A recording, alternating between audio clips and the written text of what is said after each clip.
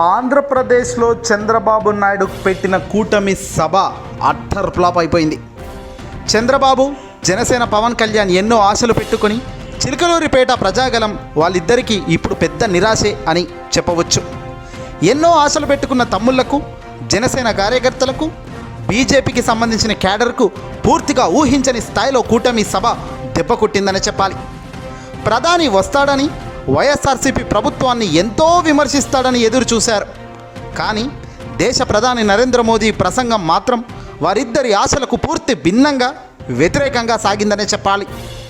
దేశ ప్రధాని నరేంద్ర మోదీ గారి సభ అత్యంత ప్రతిష్టాత్మకమని ప్రచారం ఎంత జోరుగా చేసినా ఎక్కడ ఆ జోష్ ఇంచు మందం కూడా కనిపించలేదు.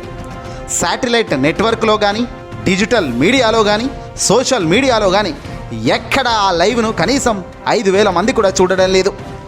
పైగా కీలకమైన సమయంలో అసలు మైకే పనిచేయకపోవడం మరీ దారుణంగా కనిపిస్తుంది. చాలా చిల్లరగా, హుషారు లేని ఒక చిల్లర సభగా ఇదంతా కూడా చెప్పవచ్చు.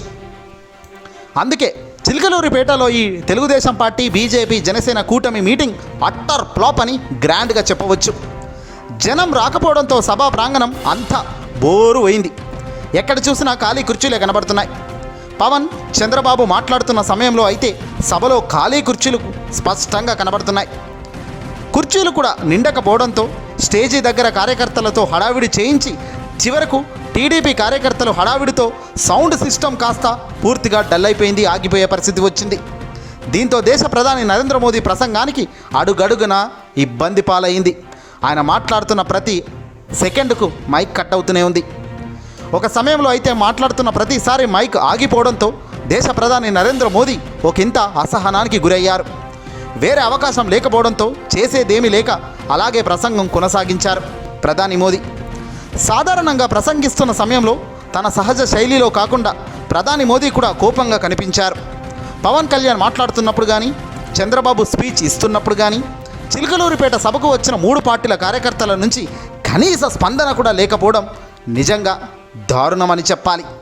ఇవన్నిటికన్నా మరో ఎత్తు ఏంటంటే మైకులు పనిచేయకపోవడం. పవన్ కళ్యాణ్ మాట్లాడుతుంటే మైక్ బాగానే పనిచేసింది. చంద్రబాబు మాట్లాడుతుంటే కూడా కాస్తో కూస్తో మైక్ బాగానే పనిచేసింది. కానీ దేశ ప్రధాని నరేంద్ర మోదీ గారు మాట్లాడుతున్నప్పుడైతే ఏకంగా మైక్ 4-5 సార్లు కట్ అయింది. నిజంగా ఆ ప్లేస్లో వేరే ఎవరున్నా కూడా సగం మధ్యలోనే వెళ్ళిపోవాల్సిన పరిస్థితి తప్ప మరొకటి లేదు. మళ్ళీ టీడీపీ, జనసేన, బీజేపీ కూటమికు బహుశా ఆ ప్రకృతి కూడా దెబ్బ కొట్టిందని చెప్పాలి. ఈ రూపంలో అసలు ప్రధాని నరేంద్ర మోదీ స్థాయి ఉన్న వ్యక్తి మాట్లాడుతుంటే తెలుగుదేశం పార్టీ చేసిన ఏర్పాట్లు ఇంత దరిద్రంగా ఉన్నాయని ప్రజలు తిట్టుకోవడం కనిపిస్తుంది ఆ సభా వేదిక దగ్గర. పైగా కేంద్ర పథకాలు చెప్పుకుంటున్న ప్రతిసారి మైక్ ఎందుకు కట్ అవుతుందని ప్రజలతో పాటు ప్రధాని నరేంద్ర మోదీ సైతం అసహనంగా ఫీల్ అయ్యారట. ఇది చంద్రబాబు గారు కావాలని చేయించారా ఏంటో తెలియదు మరి. కానీ ఈ సభ మొత్తం కూడా లైవ్లో చూసే వాళ్ళు మధ్యలోనే వెళ్ళిపోయే పరిస్థితి. ఈ సోషల్ మీడియాలోనైతే అసలు ఏంటిది, ఏం సభ అని అంతా అవాకయ్యే పరిస్థితి. ఇక 2019 ఎన్నికలకు సందర్భంగా చంద్రబాబు చేసిన ఘాటు విమర్శలు బీజేపీ నేతలే కాదు, సామాన్యులెవ్వరూ కూడా ఇప్పటిదాకా మర్చిపోలేదన్న సంగతి ప్రతి అడుగులో కనబడుతూనే ఉంది. అప్పట్లో దేశ ప్రధాని నరేంద్ర మోదీని విమర్శించడానికి తెగ తాపత్రయపడ్డ ఈ చంద్రబాబు ఈ సభలో అందుకు భిన్నంగా కనిపించాడు, వినిపించాడు. సాధారణంగా ఏ సభలోనైనా తన గురించి తాను చెప్పుకోకుండా కంప్యూటర్ కనిపెట్టానని, సెల్ ఫోన్ తానే కనిపెట్టానని, అమరావతిని సింగపూర్ చేశానని చెప్పుకోకుండా ఈసారి అయితే దేశ ప్రధాని నరేంద్ర మోదీని పొగిడేందుకు అత్యంత ప్రాధాన్యత ఇచ్చారు ఈ బాబు. అయితే దానికి భిన్నంగా దేశ ప్రధాని నరేంద్ర మోదీ మాత్రం ఎన్టీఆర్ గురించి తాను మాట్లాడుతూ మధ్యలో చంద్రబాబును అడ్డంగా ఇరకాటంలో పడేశారు.